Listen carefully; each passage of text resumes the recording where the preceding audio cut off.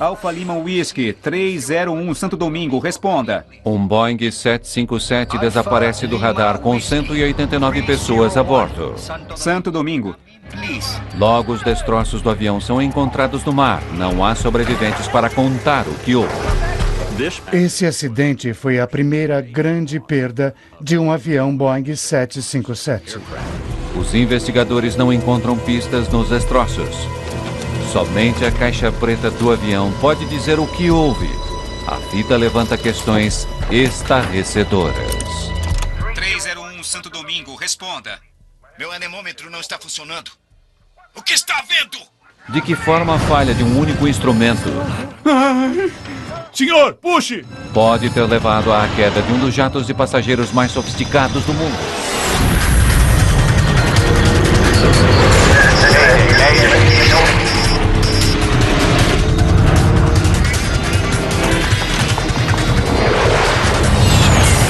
Mayday, desastres aéreos. Essa é uma história real, baseada em relatórios oficiais, transcrições do controle de tráfego aéreo e do gravador de voz da cabine. Alerta ignorado. Aeroporto Internacional de Gregório Luperon, em Puerto Plata, República Dominicana. 6 de fevereiro de 1996. A pequena ilha caribenha é um local popular de férias de verão. Um atraso reteve um grupo de turistas alemães. Há problemas mecânicos com o jato que deveria levá-los de volta para Frankfurt. A empresa aérea conseguiu locar um outro avião para o voo. O jato substituto é de propriedade de uma empresa de fretamento turca, a Birgner. Eles têm um 757 que está na pista faz quase 3 semanas. Mas é preciso várias horas para deixar o avião pronto para voar e para que a tripulação turca embarque. Às 10h15 da noite, o avião e a maior parte de sua tripulação estão no portão.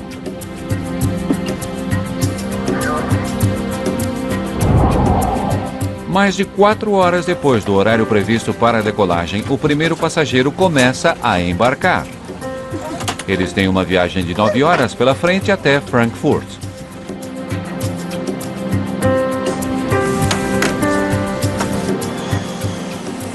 Puerto Plata, Alfa Lima Whisky 301 solicitando pushback. Logo depois das 11h30, o voo 301 da Birgner tem permissão para deixar o portão.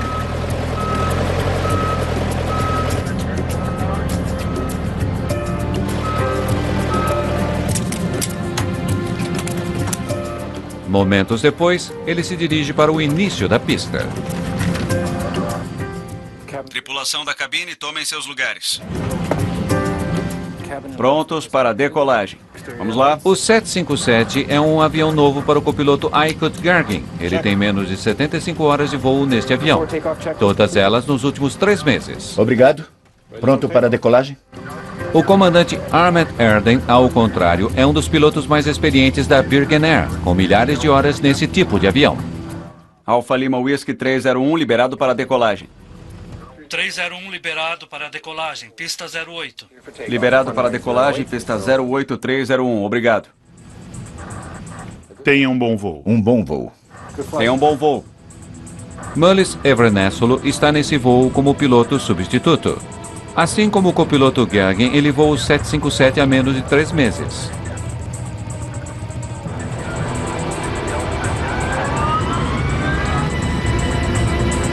À medida que o avião acelera para ganhar velocidade de decolagem, uma chuva leve começa a cair. Potência ligada. Verificado. O copiloto Aykut Gergin observa seu anemômetro para uma verificação de rotina do instrumento. Quando o avião acelera para a velocidade de decolagem, o copiloto dá a indicação de 80 nós. 80 nós. Verificado. Em tese, o comandante deve verificar se seu anemômetro também marca 80 nós. Meu anemômetro não está funcionando. A leitura da velocidade relativa da aeronave deve ser a mesma para piloto e copiloto. 120. Mas as leituras não coincidem. O seu está funcionando? Sim, senhor. Me avise quando. Erden quer que seu copiloto lhe avise quando o avião atingir a velocidade de decolagem. V1. A 150 nós, o avião atinge V1, o ponto de não retorno. Girar. O comandante precisa puxar seu manche e colocar o avião no ar. Subida positiva. Recolher trem de pouso. Subida positiva, trem de pouso recolhido.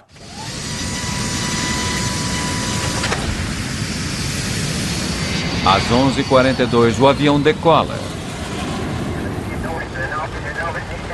Segundos depois, o anemômetro do comandante Erden começa a funcionar. É possível desligar os limpadores? Certo. Limpadores desligados. Potência de subida? Potência de subida. O copiloto Gergen reduz a potência dos motores para uma subida gradual para a altitude de cruzeiro. 301, voo 45, mudando de frequência Santo Domingo. 1243. 1243. Até mais, senhor. Subindo para 2.500 pés, Santo Domingo, boa noite. o copiloto Gergen faz contato com a principal torre da ilha de Santo Domingo. Alfa Lima Whisky 301. Subir e manter 280. Acionar piloto automático central. Piloto automático central no comando. Obrigado. A 1 minuto e 30 segundos de voo, o piloto automático assume.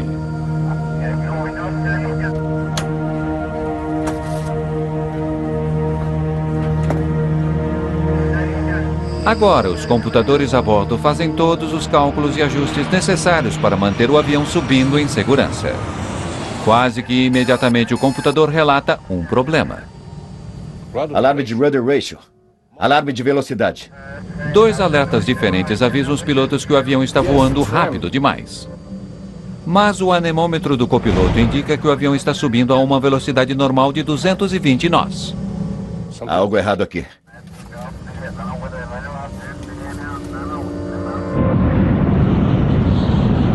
Sem saber da existência de problemas, o controlador direciona o voo 301 da Virgin Air para que continue subindo. Alfa Lima Whisky 301. Reporte Pokeg. Certo, 280, vou chamá-lo sobre Pokeg. 301. Certo, alguma coisa não faz sentido. Está vendo? A situação na cabine fica mais confusa. O anemômetro do copiloto mostra que o avião está voando devagar demais. O meu mostra só 200 agora, senhor, e decrescendo. Mas o anemômetro do comandante mostra que o avião está voando rápido demais, 325 nós. Os dois estão errados. O que podemos fazer? Checando os disjuntores. Sim, senhor. Quando o primeiro alerta é eliminado, um alerta mais persistente o substitui.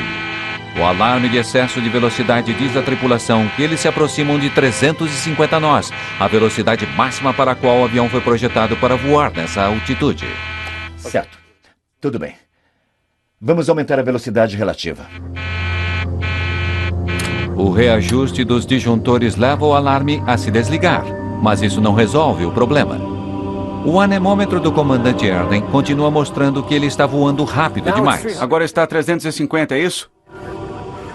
Confuso diante das informações conflitantes, o comandante Erden resolve fazer o que o avião quer. Ele diminui a velocidade. Muito bem, vamos fazer assim. Uma atitude que provoca resultados alarmantes. Meu Deus! O 757 está emitindo alertas que estão confundindo a tripulação. Confusa, a tripulação luta para solucionar o problema. A vida de 189 pessoas depende de eles conseguirem fazer a coisa certa. Voltaremos a seguir com desastres aéreos. Pouco depois de decolar da República Dominicana, o voo 301 da Virgin Air está com problemas. Meu Deus! Meu Deus! Meu Deus! A cabine é tomada por um som inquietante, o alerta do Stick Shaker. Um alerta de Stick Shaker é um alarme de stall iminente. Significa que o avião está prestes a atingir uma velocidade baixa demais, na qual não conseguirá sustentar o voo. O alerta é tão sério que, na verdade, faz vibrar o manche do piloto. Combinado a um movimento ruidoso, é impossível ignorá-lo. Para aumentar ainda mais a confusão da tripulação, o avião começa a vibrar e a mergulhar sem controle. Tenho certeza de que todos os passageiros no avião sabiam que havia alguma coisa em comum, pois o avião começou a sacudir numa manobra bastante violenta. Esse não é o único problema que a tripulação está enfrentando. ADI! O horizonte artificial é basicamente um indicador arredondado, que nesse avião é uma tela, mas é azul na parte de cima e marrom na parte de baixo. E mostra não apenas o pitch do avião, mas também sua inclinação. No mostrador, azul representa o céu. Quanto mais azul, mais acentuada a subida. Nesse exato momento, ele está indicando que o nariz do avião está perigosamente alto. Então, a mais de 7.000 pés acima do oceano, o avião vira violentamente para a direita e começa a mergulhar do céu. A partir do momento em que o stick shaker é ativado, a tripulação tem de tomar medidas adequadas para resolver o problema ou ela irá acabar perdendo o controle do voo. As alternativas para a solução do problema estão diminuindo, pois se eles deixarem o avião estolar completamente, será muito difícil manter o controle. O comandante Eden luta desesperadamente para que seu avião suba. Nariz para baixo. Ele tem apenas poucos mil pés para tirar um avião de 100 toneladas de um stall fatal. Os pilotos menos experientes oram e oferecem sugestões. Potência. ADI! 301, Skok. 377. Stand by. O controle de tráfego aéreo ainda não sabe que o voo 301 está em grande perigo. Não estamos subindo! O que eu devo fazer? O senhor pode nivelar, nossa altitude está ok. O avião está caindo rapidamente. Certo, 5.000 pés. O comandante Eden está tentando pilotar um avião que se tornou praticamente incontrolável. Mais potência! Mais! Gergen empurra os manetes para controle total, mas não adianta. O avião cai em espiral em direção ao mar. Senhor, puxe! O que está havendo? Alfa Lima Whisky 301, Santo Domingo, responda, por favor. Alfa Lima Whisky 301, Santo Domingo, responda, por favor. Menos de 5 minutos depois da decolagem, o voo 301 da Virgin Air desaparece do radar. Responda, por favor.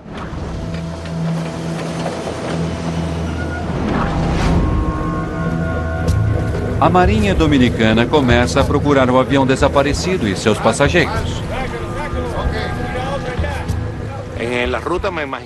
A caminho, eu fiquei pensando o tempo todo no que eu iria encontrar. Achei que fosse encontrar pessoas gritando, clamando por socorro. Mas eles descobrem algo muito diferente. O forte cheiro de combustível do jato paira sobre a água. Desliguem os motores. Destroços flutuam sobre as ondas. Pensei, não há ninguém vivo aqui. Não vimos nenhum sobrevivente, nem cadáveres. Eu realmente achei que o avião tivesse se desintegrado no impacto. Dentro de horas, mais do que apenas destroços começam a flutuar na superfície.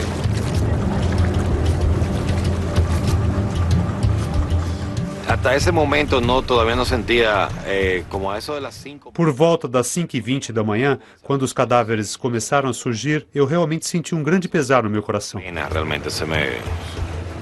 Naquele momento, eu não tinha certeza se teria forças para continuar o trabalho.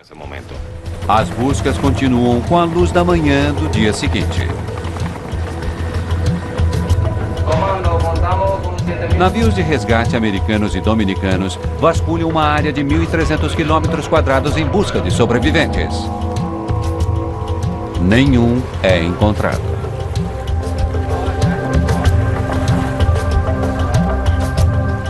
Agora cabe ao Conselho de Investigação de Acidentes Aeronáuticos da República Dominicana descobrir o que causou esse acidente. Estabelecemos um acampamento base em um hotel na praia de Cabarete, bem ao sul do local do acidente.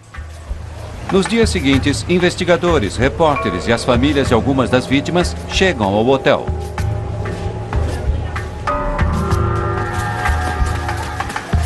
Próximo dali, as provas da tragédia chegam às praias dominicanas. Destroços do avião e pertences dos passageiros são levados à praia pelas ondas. Até os menores objetos podem ser uma pista valiosa na busca da causa do acidente.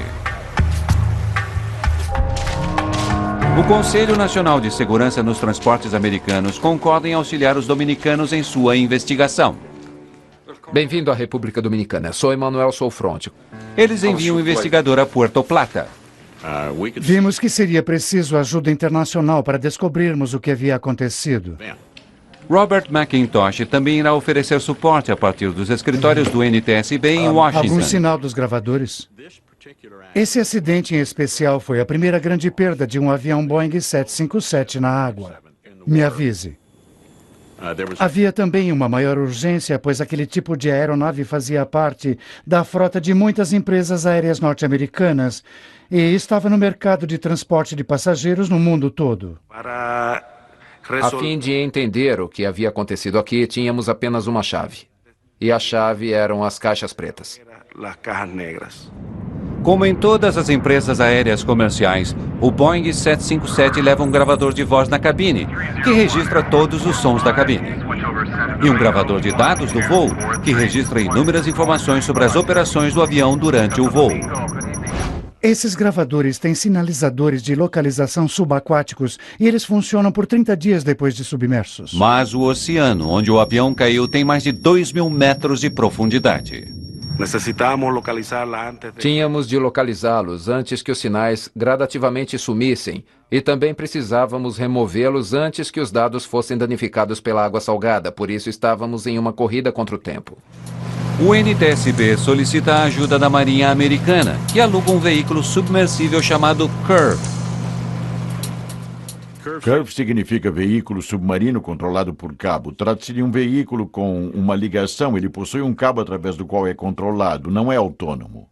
O Curve é basicamente um submarino controlado por controle remoto, capaz de operar em profundidades onde nenhum submarino tripulado conseguiria. Enquanto o Curve não chega, o Major Soufronte começa a examinar as provas que possui. O radar em terra rastreou o avião à noite enquanto ele subia. Eu tenho o radar. A história do voo está registrada aqui. Basicamente, o que investigadores vamos fazer... estudam os registros do radar, juntamente com as conversas entre os controladores em terra e a tripulação. Eu tenho a gravação da torre de controle. Santo Domingo, boa noite. Alfa Lima Whisky 301 subindo com você. Alfa Lima Whisky 301, suba e mantenha 280. Certo, 280. A troca de informações entre o controlador e o voo 301 é normal. Os investigadores não detectam sinais de problemas. A última comunicação entre eles foi interrompida apenas com um aguarde. Espere um momento. 301, Skoke 377. Aguarde. Como você ouviu, não havia motivo para esse avião cair. O que teria feito com que alguma coisa desse errado, interrompendo o curso do voo tão rapidamente? Essa era certamente uma pergunta importante para nós.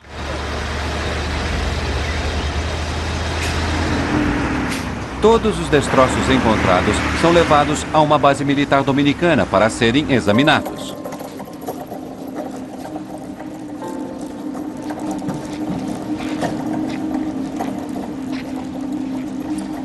Os investigadores examinam cuidadosamente os destroços recuperados. Pedaços da cabine, coletes salva-vidas, até mesmo partes do trem de pouso foram encontradas. Cada destroço é examinado à procura de sinais de uma explosão ou incêndio. Os investigadores também verificam se algum dos salva-vidas está inflado. Aquilo sugeriria que os passageiros teriam recebido algum aviso antes que o avião mergulhasse no mar. Os cordões em alguns dos salva-vidas estão soltos, mas os investigadores concluem que aquilo poderia ser o resultado do impacto violento do avião. A queda fora tão violenta que latas de café foram comprimidas em finas chapas de estanho. Os destroços mostram aos investigadores que a queda do voo 301 da Birgen Air foi súbita e violenta. Mas eles não encontram provas de que teria havido uma explosão a bordo. O Major Souffront investiga a possibilidade de que o avião, que fora colocado em serviço no último minuto, talvez não estivesse em condições para o voo. Emanuel Souffront. Olá. Gostaria de ver os registros do avião Birgen Air. Pois não. Obrigado. Estão bem aqui. Aqui estão. Ele havia ficado em terra por algum tempo em Puerto Plata e aquilo nos interessou particularmente. Por que uma empresa operando normalmente teria um avião parado ali? Os investigadores descobrem que o avião não estava em terra para consertos. Com base em registros de manutenção, o avião parecia estar mecanicamente em ordem. A Birgen Air simplesmente não tinha passageiros o bastante para justificar o voo financeiramente. Por isso, eles mantiveram o avião e a tripulação em terra na República Dominicana durante quase 3 semanas. Os registros de manutenção do avião parecem ser mais uma dentre uma série de pistas que não levam a nada.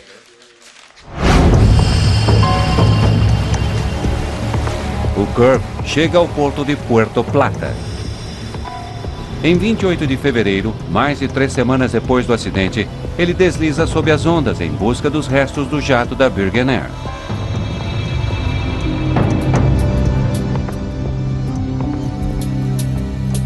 O submarino robótico leva 2 horas apenas para descer os mais de 2.000 metros até o fundo do oceano.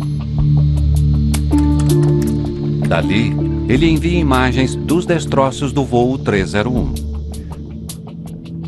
A cabine estava em uma posição bastante vertical e era basicamente o nariz do avião, sabe? Era possível ver a parte da frente dele, que estava sem dúvida alguma bastante arrebentada, quebrada e fragmentada. As pistas de que os investigadores precisam para solucionar o mistério da queda desse avião estão em algum lugar entre os destroços retorcidos do avião. As caixas pretas do avião são a prioridade máxima. O Curve rapidamente capta o sinal de um pinger em uma das unidades. Agora os operadores precisam manobrar o submarino em direção ao som. Eles precisam ver as caixas para pegá-las com os braços robóticos. Depois de apenas 90 minutos, a primeira caixa preta é encontrada. A primeira estava fora do avião, certo? Estava onde era possível vê-la. E assim eles apanharam a primeira caixa preta. Eles a agarraram e puxaram o braço para cima, de forma que não a perdessem. O sinal da segunda caixa preta também é ouvido. Mas depois de quase 2 horas, as câmeras do Curve ainda não conseguem captá-la. Eles sabiam que ela estava bem ali e eles estavam procurando por entre uma pilha de destroços e não conseguiam vê-la com as câmeras do veículo. Por isso, depois de tentar algumas vezes, eles começaram a levantar pedaços de metal e tirar destroços do caminho e então encontraram a segunda caixa preta sobre alguns destroços.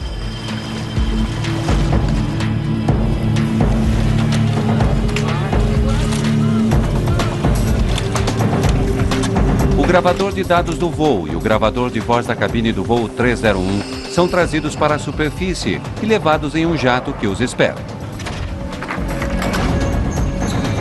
Em algumas horas, as caixas pretas estão nos laboratórios do NTSB em Washington, D.C. Os técnicos se preparam para a transcrição dos valiosos dados das caixas. Os investigadores esperam que isso diga o que aconteceu a bordo do voo 301 da Birgen Air. Logo, eles irão desvendar uma espantosa falha de comunicação entre um piloto experiente e seu avião. Voltaremos a seguir com... Para desvendar o mistério do voo 301 da Birgen Air, os investigadores estão contando com as caixas pretas do avião. Aquele gravador de dados do voo era a nossa chave, então os técnicos começaram a trabalhar e nos forneceram esquemas visuais do que estava acontecendo com os motores e a velocidade relativa da aeronave para que pudéssemos tentar compreender por que aquele avião havia diminuído sua velocidade tão drasticamente e desviado do voo controlado, caindo no oceano. Mas veja o cronograma 44. Os investigadores imediatamente percebem algo incomum com relação ao voo. Pitch de 15 graus. Nariz para cima. Parece alto. Quase o máximo. E então permanece assim? O avião começou subindo normalmente. Acionar piloto automático central. Mas os investigadores percebem que logo depois de o piloto automático ter sido acionado, o nariz do avião subiu. Eles também verificam que a velocidade do avião parece muito mais elevada do que deveria. 350 nós. Não pode estar certo. Sem dúvida, algo de errado com os números da velocidade relativa da aeronave. Isso nos levou a pensar que talvez devêssemos verificar o outro lado, o gravador de voz da cabine, e ver que tipo de informação ele poderia nos dar. Pode ligar isso para nós? Logo, os investigadores começam a completar as peças que faltam no quebra-cabeça. 80 nós. Meu anemômetro não está funcionando. Eles descobrem que o comandante Arden percebeu que seu anemômetro não estava funcionando. O seu está funcionando? Sim, senhor. Me avise quando. V1. Girar. Mas Arden não achou que o problema fosse sério o bastante para abortar sua decolagem. A fita revela que já no ar a tripulação fica confusa com uma série de alertas. Alarme de rudder ratio, alarme de velocidade? Para os investigadores, o comandante parecia estar ficando cada vez mais confuso com as mensagens que estava recebendo de seu avião. O meu mostra só 200 agora, senhor, e decrescendo. Os dois estão errados. O que podemos fazer? Os investigadores não sabem por que o anemômetro do comandante não estava funcionando, mas eles percebem que ele voltou a funcionar quando o avião começou a subir. Certo, tudo bem. Vamos aumentar a velocidade relativa. É uma descoberta reveladora que leva os investigadores a se concentrarem no dispositivo que envia as informações para o anemômetro. O tubo pitot. O tubo pitot é um sensor da velocidade relativa da aeronave. Trata-se de um tubo aberto em uma das extremidades que responde à pressão do ar. Quando o avião se move para frente, um aumento na pressão do ar dentro do tubo pitot faz com que o ponteiro do anemômetro movimente-se. Meu anemômetro não está funcionando.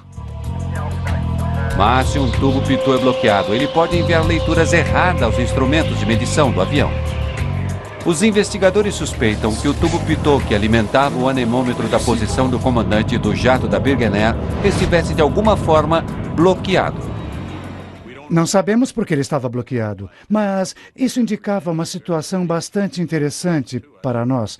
Então, começamos a verificar cuidadosamente o que poderia ter provocado aquele tipo de coisa. Senhor!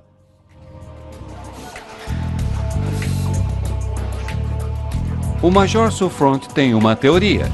Ele volta para fazer perguntas aos mecânicos do avião. Suffront suspeita que os mecânicos possam ter passado uma fita em cima dos tubos pitot durante a manutenção. É um procedimento comum, mas se a fita não foi retirada, ela pode ter causado o acidente fatal. Talvez um pedaço de fita tenha permanecido acidentalmente. Não, senhor. Não passamos fita nos pitôs. Não fizemos nada com eles. Você se lembra de ter coberto os pitôs quando terminou a manutenção? Não havia nenhuma tampa. Não tiramos nem colocamos nenhuma.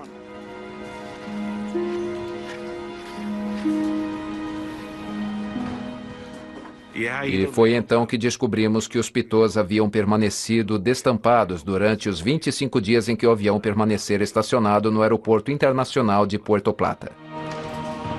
A tampa para o pitot fica sobre a extremidade do tubo. As normas mandam que essas tampas sejam instaladas sempre que um avião precise permanecer no solo por um longo período de tempo. Uma bandeira visível lembra pilotos e técnicos que as tampas deverão ser removidas novamente antes da decolagem. Os investigadores descobrem que os tubos pitot do Birgenair nunca foram tampados e, de alguma forma, os pitôs destampados ficaram bloqueados.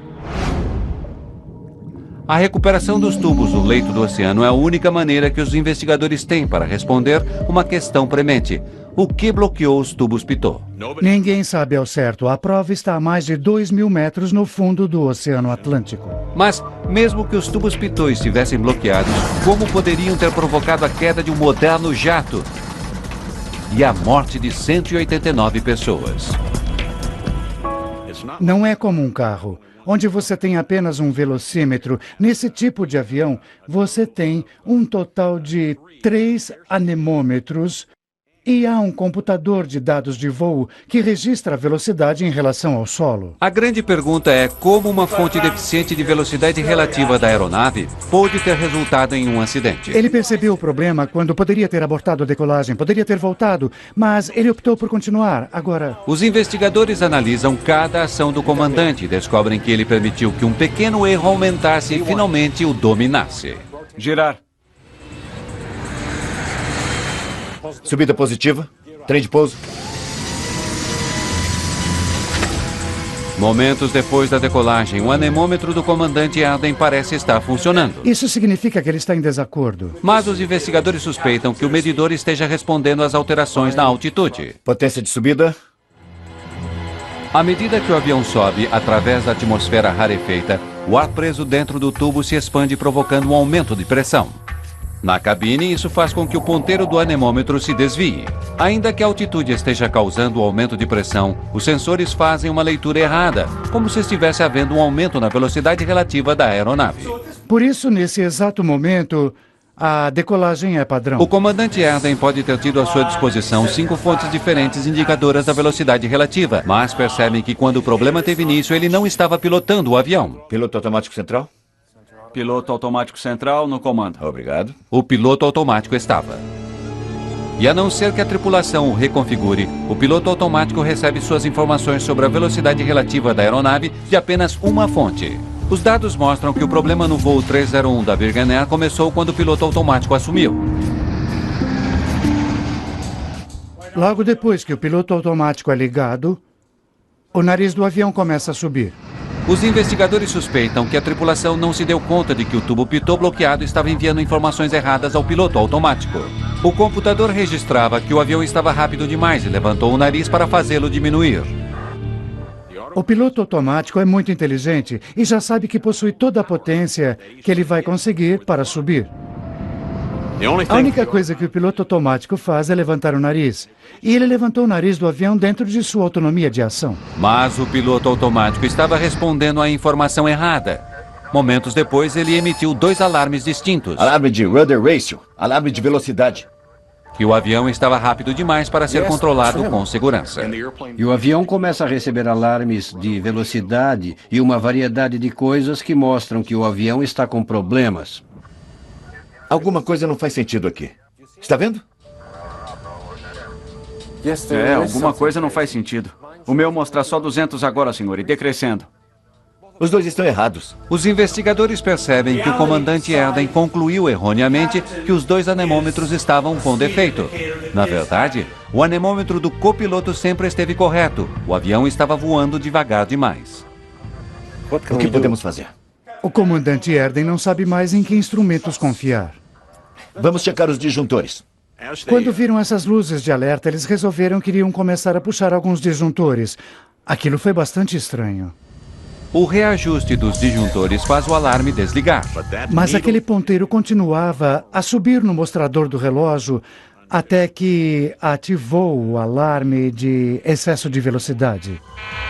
O sistema do piloto automático enviou ainda um outro alarme, o de que o avião estava voando rápido demais. Mas o que ocorria era exatamente o oposto. A velocidade do avião estava diminuindo. Vamos aumentar a velocidade relativa. Foi então que o comandante Arden cometeu o erro mais grave. Agora pode-se ver que ele puxa seus manetes de potência do motor.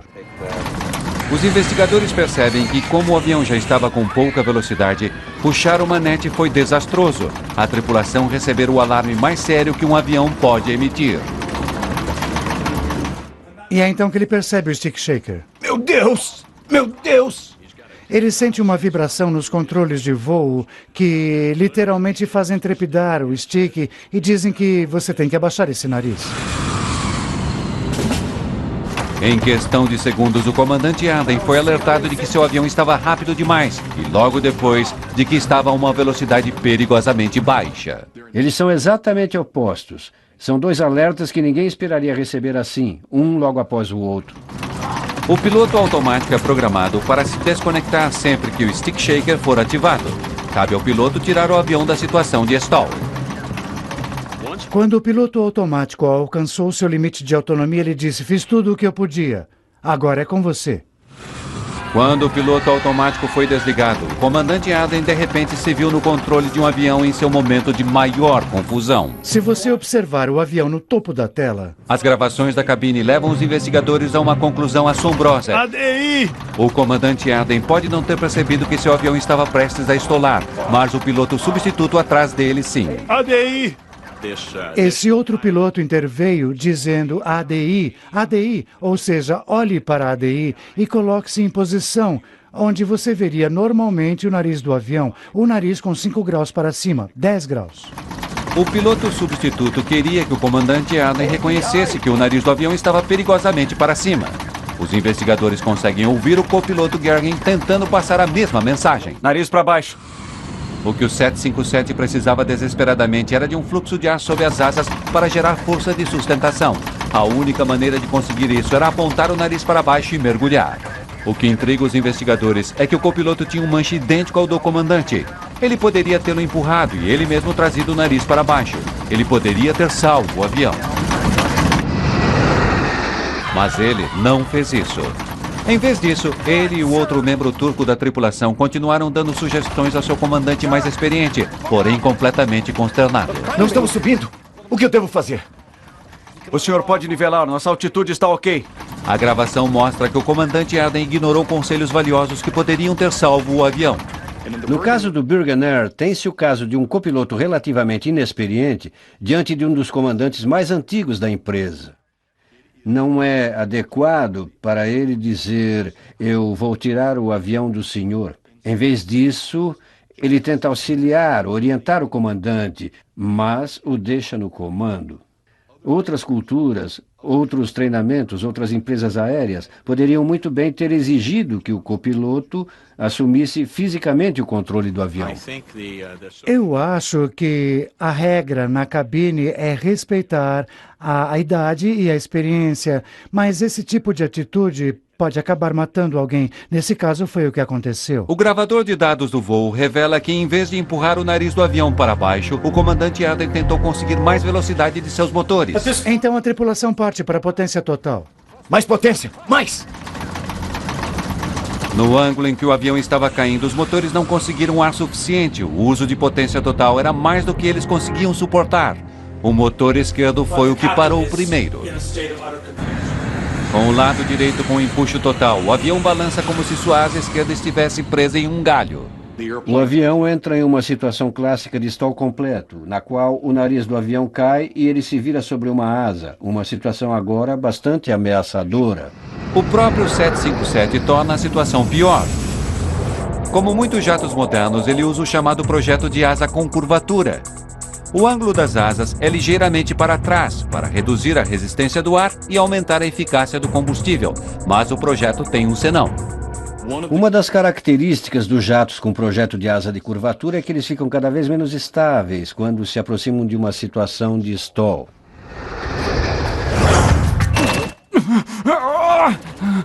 Senhor, puxe! O que está vendo? O que está vendo?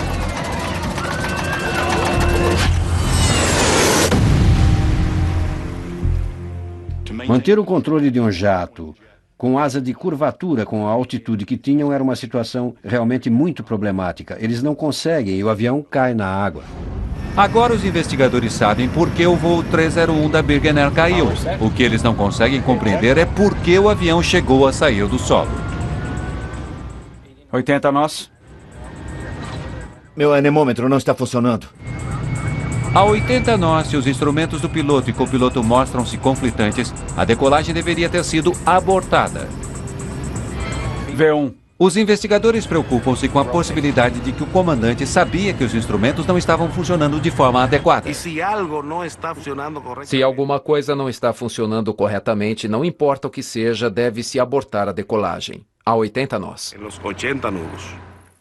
Membros da equipe de investigação em Puerto Plata tentam descobrir quaisquer pistas que possam explicar por que o comandante Aden não abortou a decolagem. Aquela noite estava chovendo. Talvez ele temesse não conseguir parar a tempo seu avião. Em termos de procedimentos, ele deveria ter parado, mas o aborto de decolagens em alta velocidade é uma coisa muito séria e as tripulações treinam para evitar esse procedimento, se possível. E sem dúvida verificamos os parâmetros da pista para nos certificarmos de que havia a pista adequada para aquela situação em especial. São feitas medições cuidadosas. Os investigadores concluem que, a 80 nós, quando percebeu o problema pela primeira vez, o comandante Eden tinha pista suficiente para parar seu avião. Ele poderia ter abortado sua decolagem. Há também a questão da tripulação convocada às pressas. Agora os investigadores se perguntam se a convocação da tripulação no último minuto pode ter influenciado sua decisão de decolar.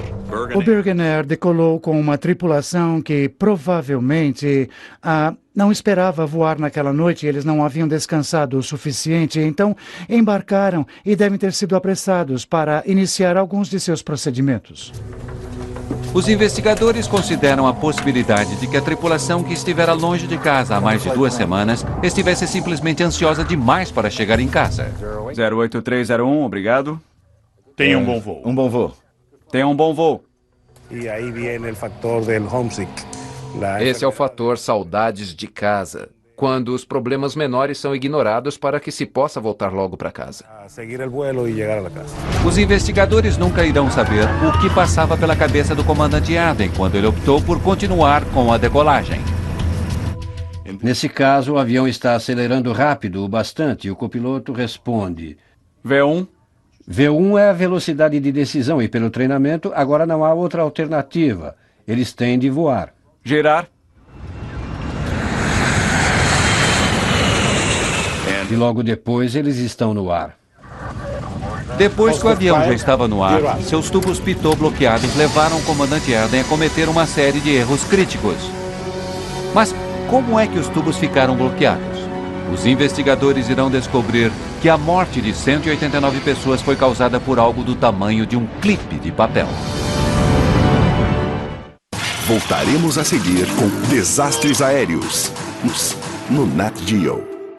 Agora os investigadores sabem que um tubo pitot bloqueado levou uma série de alarmes conflitantes que confundiram o comandante do voo 301.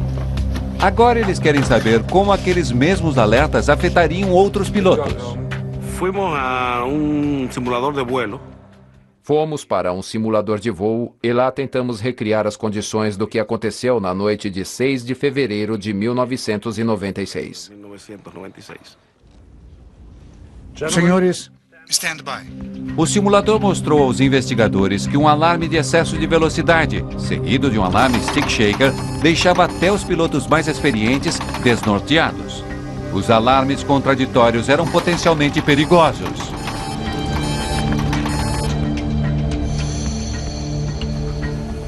Quando o stick shaker foi ativado, aquilo foi enervante. A gente fica atordoado. alguma coisa me diz que aquela buzina do alarme de velocidade máxima combinada com o stick shaker seria uma experiência tremendamente perturbadora para qualquer piloto de uma empresa comercial.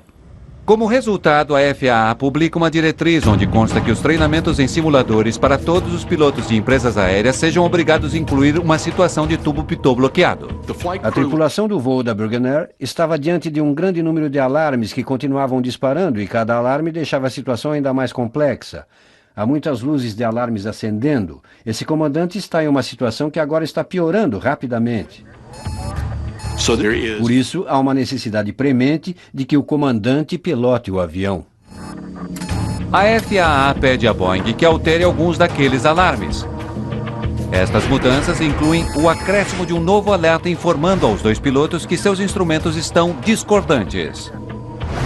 E um caminho que possibilite aos pilotos desligarem alarmes incômodos com mais facilidade. Finalmente, a Boeing modifica seus aviões para que os pilotos possam escolher facilmente que tubo pitot o piloto automático está usando para as leituras de velocidade relativa da aeronave. No total, mais de 1.400 aviões da Boeing no mundo todo são afetados pelas novas diretrizes. Ainda resta uma última pergunta. O que havia bloqueado os tubos pitot do avião? Comando, montamos con 7.000 pies de profundidad en estos momentos. Os investigadores fazem uma longa busca tentando encontrar os tubos pitot do voo 301 da Birgen Air. Mas eles nunca foram encontrados. Mas no aeroporto de Puerto Plata não é preciso procurar longe para encontrar o mais provável suspeito, que não é gelo e nem poeira. Nós sabemos que a área ao redor de Puerto Plata tem muitas abelhas e vespas e animais, pássaros e insetos que gostam de construir seus ninhos. Um dos insetos é bastante conhecido pelos pilotos que decolam do aeroporto da República Dominicana. É a vespa que constrói ninhos de barro. Especialistas em insetos contam aos investigadores sobre uma conexão extraordinária entre as vespas e um tubo pitot. Quando a avispa albañilera está buscando área para construir seu nido, quando uma dessas vespas está procurando um lugar para construir seu ninho, ela está procurando um lugar mais ou menos tubular. Que tenha algo tubular, quando as avispas Quando essas vespas fazem seu ninho de barro, o barro, ao secar, endurece e se condensa. Se endurece e se compacta. Fica duro. Vespas que constroem ninhos de barro são invasoras, que fazem seus ninhos em locais disponíveis, como rachaduras nas casas ou até mesmo nos tubos pitôs de aviões. A razão de que o avião estivesse tanto dia parado. 25 dias, o tempo em que o avião ficou parado na pista, foi suficiente para que qualquer espécie de vespa que constrói ninhos de barro construísse seu ninho nos tubos pitot. Os investigadores só podem concluir que vespas bloquearam os tubos pitot sem tampa, que alimentavam o anemômetro do comandante, provocando o defeito em seu funcionamento. Eles não colocaram de volta as tampas dos tubos pitot, portanto, num determinado momento, depois de um bom tempo, houve a possibilidade de algo como vespas terem entrado naquele tubo pitot. Os investigadores têm sua resposta. Em 6 de fevereiro de 1996, um inseto minúsculo levou a uma série de erros que provocou a queda de um avião e mudou o projeto da série mais bem-sucedida de aviões e passageiros do mundo.